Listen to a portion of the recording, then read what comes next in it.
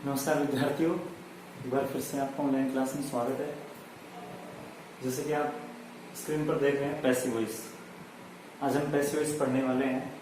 इससे last class में हमने पढ़ा था नाउन और प्रोनाउन की बेसिक जानकारी।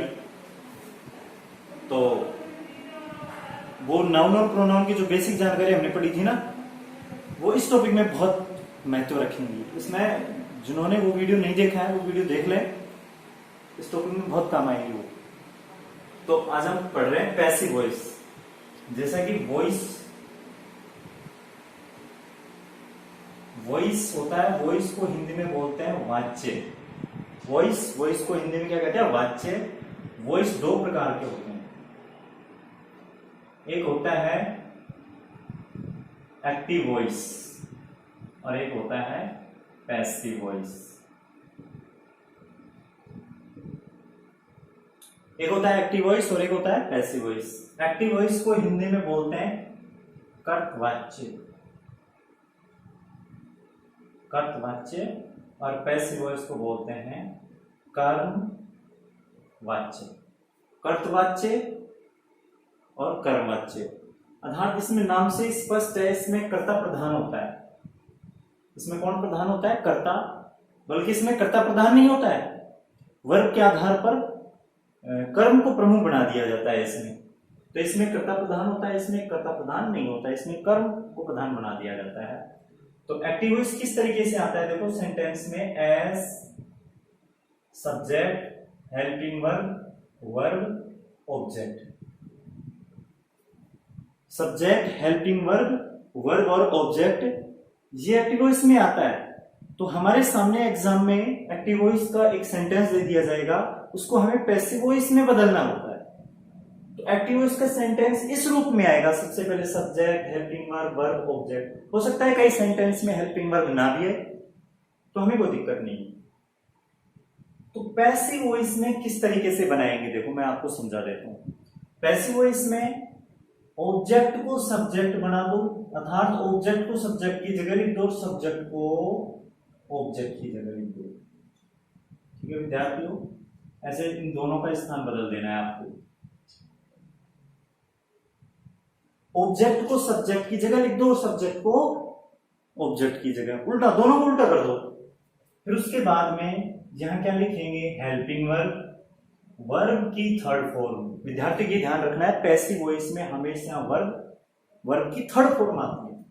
ठीक है, उसके बाद में हम लिखेंगे बाई, और बाई के बाद में क्या लिखेंगे? सब्जेक्ट। सब्जेक्ट लिखते समय ये ध्यान रखना है, यदि यहां सब्जेक्ट नाउन है, कल पढ़ाया था मैंने लास्ट क्लास में, नाउन क्या है देखना उसको।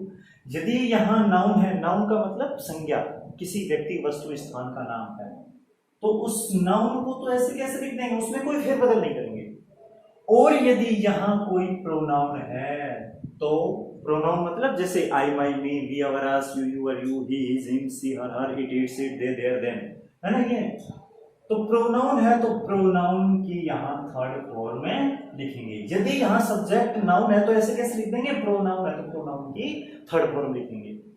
और उसी प्रकार से इस ऑब्जेक्ट को चेंज करते समय भी ध्यान रखेंगे, ऑब्जेक्ट को यहां सब्जेक्ट में बदलेंगे। यदि यहां नाउन है तो नाउन को ऐसे कैसे लिख दो, और यदि यहां प्रोनाउन है तो इधर। मैंने बताया था कि प्रोनाउन की फर्स्ट फॉर्म हमेशा सब्जेक्ट के रूप में आती है, अर्थात अगर सब्जेक्ट लिखेंगे तो प्रोनाउन की फर्स्ट फॉर्म ही लिखेंगे। और मैंने बताया था प्रोनाउन की थर्ड फॉर्म हमेशा ऑब्जेक्ट के रूप में आती है। तो इधर इस सब्जेक्ट को हमने क्या बना दिया? ऑब्जेक्ट बना दिया ना यहाँ, तो ये प्रोनाउन की थर्ड फॉर्म। तो इधर लिखेंगे नाउन है तो ऐसे कैसे, और प्रोनाउन है तो उसकी थर्ड फॉर्म लिखेंगे। ठीक है विद्यार्थियों, तो ये हमारे पास एक स्ट्रक्चर हो गया, एक सूत्र हो गया पैसिव वॉइस बनाने का।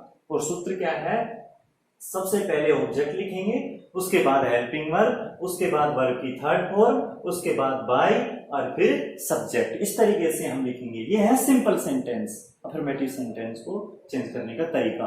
फिर हम नेगेटिव को भी चेंज करेंगे, डबल ऑब्जेक्ट वाले को भी करेंगे, गोइंग टू वाली सेंटेंस को भी करेंगे, इंटेरोगेटिव को भी करेंगे, WH वर्ड वालों को भी करेंगे, इंपेरेटिव सेंटेंस है सबको चेंज करेंगे। रोजाना अलग अलग जो सेंटेंस है उनकी अलग अलग वीडियो स्पष्ट रूप से आपको मिलेंगी। ठीक है, अब जो सिंपल सेंटेंस को हम चेंज कर रहे हैं। ठीक है, तो एक बार आप पैसिव वॉइस को चेंज करने का सूत्र देखो, पैसिव वॉइस को चेंज करने का सूत्र है, अभी मैंने बताया था ऑब्जेक्ट, फिर उसके बाद में हेल्पिंग वर्ब, फिर वर्ब की थर्ड फॉर्म, फिर बाई और सब्जेक्ट। ठीक है विद्यार्थियों, ये सूत्र ध्यान में रखना है। और मैंने बताया था सब्जेक्ट में यदि नाउन आ जाए तो ऐसे कैसे, और प्रोनाउन आए तो उसकी यहां थर्ड फॉर्म लिखेंगे। तो हम ऑब्जेक्ट भी मिल जाएगा हमारे पास, सब्जेक्ट भी मिल जाएगा, क्योंकि सब्जेक्ट को उधर ले जाएंगे, और बाई भी लिख देंगे सब्जेक्ट है तो, वर्ब की थर्ड फॉर्म भी, जो भी वर्ब है उसकी थर्ड फॉर्म बना देंगे। अब हेल्पिंग वर्ब कैसे लिखेंगे, हेल्पिंग वर्ब कैसे लिखेंगे, क्योंकि कई सेंटेंस तो ऐसे हैं जिनमें हेल्पिंग वर्ब आती नहीं है, जैसे प्रेजेंट इंडेफिनिट का जो सिंपल से अफर्मेटिव सेंटेंस है उसमें हेल्पिंग वर्ब नहीं होती है, पास्ट इंडेफिनिट के भी अफर्मेटिव सेंटेंस में हेल्पिंग वर्ब नहीं होती है, तो उनमें वर्ब हेल्पिंग वर्ब कहां से लाएंगे, तो वो देखो हेल्पिंग वर्ब को बदलना।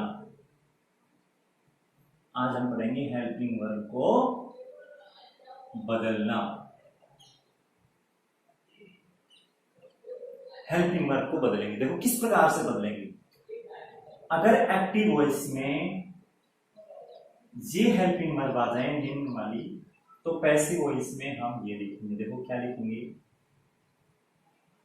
देखो विद्यार्थियों कई बार क्या होता है कि वाक्य में हेल्पिंग वर्ब नहीं आती, तो हम क्या देखेंगे वर्ब, और यदि वर्ब की फर्स्ट फॉर्म है, यदि वर्ब की फर्स्ट फॉर्म के साथ एस या ईएस है, यदि डू है या डज है, देखो चार स्थितियां हैं हमारे पास, इनमें से कोई भी एक है, तो देखो पैसिव वॉइस में क्या लिखेंगे हम, पैसिव वॉइस में लिखेंगे इज, आर या एम, इज, आर या एम, तीनों में से एक लिखेंगे। यदि सब्जेक्ट एक वचन है तो इज, बहुवचन है तो आर, और आई है तो एम। ठीक है, और यदि एक्टिव वॉइस में वर्ब की सेकंड फॉर्म या डिड आ जाए, सेकंड फॉर्म या डिड आ जाए, तो क्या लिखेंगे हम, वॉज या वर। एक वचन करता है तो वॉज, और बहुवचन करता है तो वर। ठीक है विद्यार्थियों, अब देखते हैं अपन, यदि इज, आर या एम, एक्टिव वॉइस में भी तो आ सकते हैं, इज, आर, एम आ जाए, तो क्या लिखेंगे, इज, आर, एम। सब्जेक्ट के अकॉर्डिंग इज, आर, एम में से तो एक लिखेंगे, जैसे भी सब्जेक्ट होगा एक वचन है तो इज, बहुवचन है तो आर, और आई है तो एम, और इसके साथ क्या जोड़ देंगे विद्यार्थियों, बीइंग जोड़ देंगे। ठीक है, और इसी प्रकार से वॉज या वर आ जाए तो वॉज या वर में से तो एक लिखना ही लिखना है, और इसके साथ भी विद्यार्थियों क्या जोड़ना है, बीइंग जोड़ना है। ठीक है, उसके बाद में हैज या हैव आ जाए, दोनों में से एक हेल्पिंग वर्ब आ जाए, तो क्या करना है, सब्जेक्ट के अनुसार हैज या हैव लिखेंगे, एक वचन है तो हैज, और आई और बहुवचन है तो हैव, आई और बहुवचन है तो हैव लिखेंगे, और साथ में क्या जोड़ेंगे, बीइंग जोड़ेंगे। और यदि हैड आ जाए, क्या आ जाए, हैड, तो हैड के साथ भी क्या जोड़ देंगे, बीइंग जोड़ देंगे। और यदि विल या सेल आ जाए, विल या सेल, तो विल या सेल में से एक, आई और वी है तो सेल, क्या क्या, आई और वी है तो सेल, और बाकी के साथ विल आएगा, और साथ में क्या जोड़ेंगे हम, बी, साथ में हम बी जोड़ देंगे। ठीक है, उसके बाद में मॉडल, कोई भी मॉडल आ जाए तो जो मॉडल है उसको ऐसे कैसे लिखेंगे, और साथ में मॉडल के क्या लिख देंगे, बी, जो भी मॉडल आ रही है उनको ऐसे कैसे लिख देंगे, और उसके साथ में बी लिख देंगे। ठीक है विद्यार्थियों, एक और रहेगी, विल हैव या शैल हैव, ये दोनों में से कोई भी आ जाए तो सब्जेक्ट के अकॉर्डिंग विल हैव या शैल हैव तो लिखेंगे, और साथ में क्या जोड़ देंगे, बीइंग जोड़ देंगे। ठीक है विद्यार्थियों, आई और वी के साथ तो शैल हैव लिखेंगे, बाकी के साथ विल हैव लिखेंगे। तो देखो दो के साथ यहाँ क्या जुड़ रहा है लगातार, बी, यहाँ क्या जुड़ रहा है, बी, ये क्या जुड़ रहा है, बी, ठीक है, और ये क्या जुड़ रहा है, बीइंग जुड़ रहे हैं, ये ध्यान रखना है।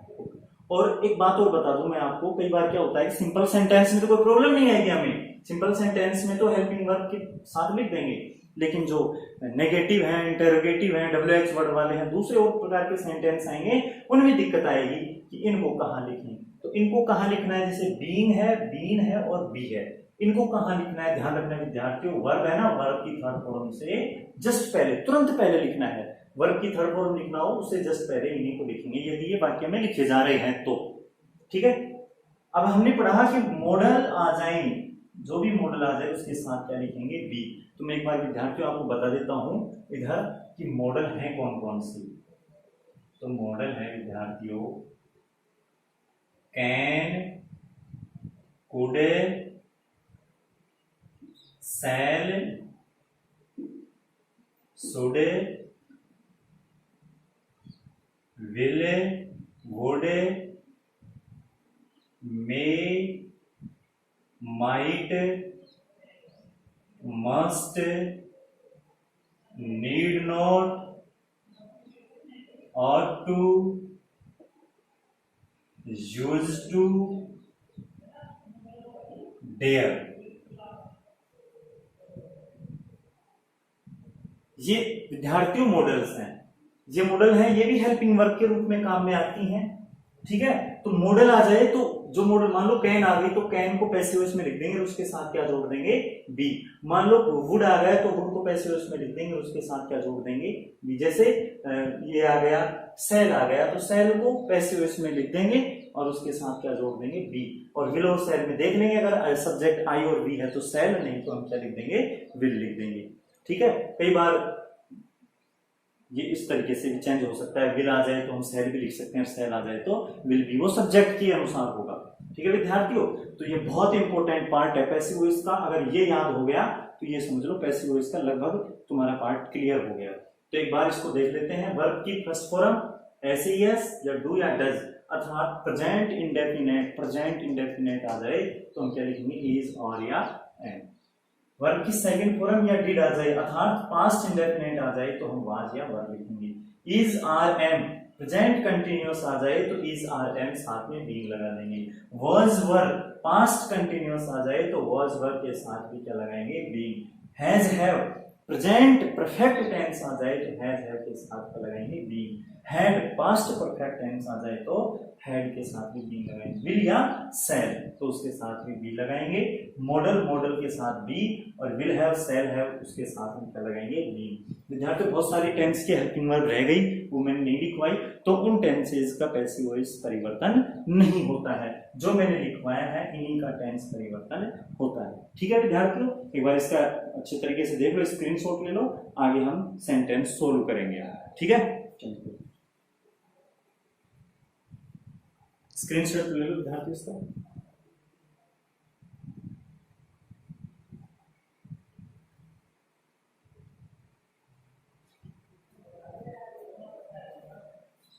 हाँ तो विद्यार्थियों चेंज कर लेते हैं एक आध सेंटेंस।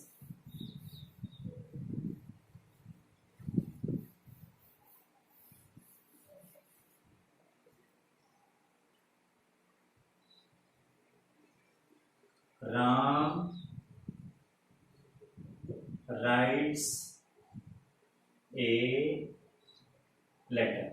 देखो विद्यार्थी बहुत सिंपल सेंटेंस है, सिंपल से हम कॉम्प्लिकेटेड की तरफ चलेंगे, ठीक है। इसमें राम क्या है, सब्जेक्ट, राइट्स लिखना, लिखना। देखो एक विद्यार्थी वर्ब को पहचानने का एक तरीका और बता देता हूं मैं आपको। वर्ब को पहचानने का एक तरीका ये है कि कोई भी इंग्लिश वर्ड है, जैसे राइट ही है, जैसे क्या है, राइट है, तो राइट का हिंदी अर्थ क्या हुआ, लिखना। तो किसी भी अंग्रेजी वर्ड का जो हिंदी अर्थ है और उसके अंत में क्या आ जाए, ना, तो वो क्या होती है, वर्ब। वो क्या होती है, वर्ब। लेकिन एक बात का ध्यान रखना है, उसमें कोई ना कोई एक्शन, कोई ना कोई कार्य होना चाहिए। जैसे खिलौना है भाई, खिलौना है, टॉय, टॉय यानी खिलौना। खिलौने के अंत में भी तो क्या आ रहा है, ना आ रहा है ना। क्या ये वर्ब है, नहीं, इसमें कोई एक्शन ही नहीं हो रहा है, ये तो वस्तु है, वर्ब हो गई। वर्ब नहीं हुई है तो नाउन हो गई। ये तो क्या हो गई, नाउन हो गई, ये तो एक वस्तु हो गई। वर्ब, वर्ब में कोई ना कोई कार्य होना चाहिए, जैसे लिखना, जैसे सॉन्ग यानी गाना, सिंग सिंग यानी गाना है, प्ले खेलना, कम आना, गो जाना, जिनके जिनके साथ एक्शन भी हो रहा हो हिंदी अर्थ के अंत में ना भी आ रहा हो, तो वो क्या होंगी भाई, वर्ब होंगी। ठीक है, उसके बाद में ए लेटर ऑब्जेक्ट। चलो मैं ऑब्जेक्ट को पहचानने का भी तरीका बता देता हूं, क्योंकि अगर किसी वाक्य में ऑब्जेक्ट नहीं है तो उसका पैसिव वॉइस नहीं बनेगा। ऑब्जेक्ट है तो ही पैसिव वॉइस बनेगा, ऑब्जेक्ट नहीं है तो पैसिव वॉइस नहीं बनेगा। कैसे पहचानेंगे इसमें ऑब्जेक्ट है या नहीं है? देखो, वर्ब के साथ हमें क्या और किसको का अर्थ ढूंढना है, क्या और किसको, इन दोनों में से किसी का एक भी आंसर या अर्थ मिल जाए तो ऑब्जेक्ट होता है। देखो, Ram writes a letter, Ram एक पत्र लिखता है, मैंने बताया ना वर्ब के साथ, तो कैसे, क्या लिखता है, पत्र लिखता है, आंसर मिल गया, ऑब्जेक्ट है। ठीक है, इन दोनों में से किसी का भी मिले, जैसे उसने मुझे पेन दिया, उसने मुझे पेन दिया, क्या दिया, पेन दिया, ऑब्जेक्ट हो गया। किसको दिया, मुझे दिया, तो मुझे, मी है वो भी ऑब्जेक्ट हो गया, इसमें दो ऑब्जेक्ट हो गए, तो क्या और किसको का आंसर मिल जाएगा तो वो ऑब्जेक्ट होता है। ठीक है विद्यार्थियों, साथ में नोट करते जाना, सोल्व करते हैं। देखो, सबसे पहले सूत्र के अनुसार object a letter, a letter, helping verb इसमें नहीं है, और वर्ब है फर्स्ट फॉर्म, उसके साथ ऐसे ही एस लगा हुआ है। देखो मैंने अभी बताया था, वर्ब की फर्स्ट फॉर्म और उसके साथ ऐसे ही एस लगा हुआ हो तो हम क्या लिखते हैं, इज, आर या एम। ए लेटर एक वचन है तो हम क्या लिखेंगे, इज। हेल्पिंग वर्ब हो गई, वर्ब की थर्ड फॉर्म। राइट वर्ब है तो इसकी थर्ड फॉर्म क्या हो गई विद्यार्थियों, रिटन। उसके बाद में बाई, फिर सब्जेक्ट क्या है, राम, सब्जेक्ट क्या है, राम। ठीक है, ये पैसिव बन गया, बहुत इजी है। ही bought a pen, he bought a pen, उसने एक पेन खरीदा। ही क्या है, सब्जेक्ट है, bought क्या है, वर्ब है, पेन क्या है, ऑब्जेक्ट है। तो इसको चेंज करें तो ऑब्जेक्ट सबसे पहले लिखेंगे तो क्या हो जाएगा, ए पेन। हेल्पिंग वर्ब इसमें भी नहीं है तो बोट वर्ब की कौन सी फॉर्म है विद्यार्थियों, सेकंड फॉर्म है। सेकंड फॉर्म है तो क्या लिखेंगे, वॉज या वर्ब, तो ए पेन के साथ क्या हो गया, was. A pen was, verb की third form buy, bought, bought, third form bought होगी। उसके बाद में क्या लिखेंगे विद्यार्थियों, बाई, फिर सब्जेक्ट, सब्जेक्ट क्या है, ही क्या है, प्रोनाउन, प्रोनाउन की कौन सी फॉर्म, थर्ड, ही की थर्ड फॉर्म क्या लिखेंगे, ही, हिज, हिम। इस तरीके से लिख देंगे। ठीक है विद्यार्थियों, देखो, राधा टीचेज इंग्लिश। देखो, राधा सब्जेक्ट है, टीचेज क्या है, पढ़ाती है, वर्ब है ना, और इंग्लिश क्या हो गया, ऑब्जेक्ट। तो सबसे पहले हम क्या लिखेंगे, सबसे पहले लिखेंगे ऑब्जेक्ट, ऑब्जेक्ट इंग्लिश है, और उसके बाद में हेल्पिंग वर्ब, हेल्पिंग वर्ब इसमें नहीं है तो वर्ब को देखेंगे, वर्ब के साथ ऐसे ही एस लग रहा है तो इज, आर या एम लिखेंगे, तो इंग्लिश इज। अब हेल्पिंग वर्ब हो गई तो वर्ब की थर्ड फॉर्म, टीच की थर्ड फॉर्म क्या होगी, टॉट। उसके बाद में विद्यार्थियों क्या लिखेंगे, बाई, फिर सब्जेक्ट क्या है, राधा, तो सब्जेक्ट हमने क्या लिख दिया, राधा। इस तरीके से हम एक्टिव वॉइस से पैसिव वॉइस में सेंटेंस को चेंज करेंगे। देखो एक सेंटेंस और देखते हैं,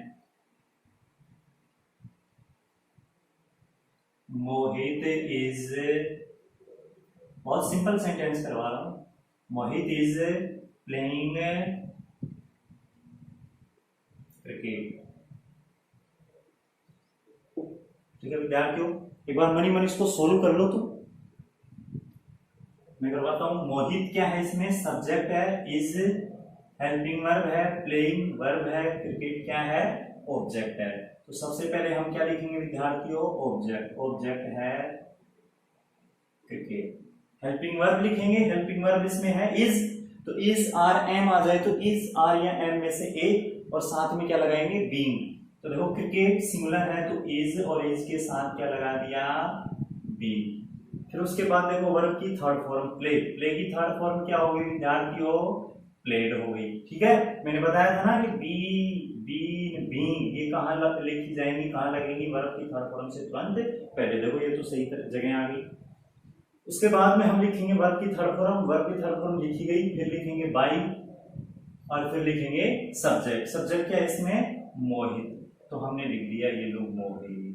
ठीक है, इस तरीके से एक्टिव वॉइस से हम पैसिव वॉइस में चेंज करेंगे। ठीक है, नेक्स्ट क्लास में कुछ थोड़े से कॉम्प्लिकेटेड सेंटेंस लेकर आएंगे, तब तक इन जो नियम मैंने लिखवाए थे हेल्पिंग वर्ब को चेंज करना लिखवाया था उनको अच्छी तरीके से पढ़ लेना, नोटबुक में उतार लेना और याद कर लेना। ठीक है विद्यार्थियों, धन्यवाद।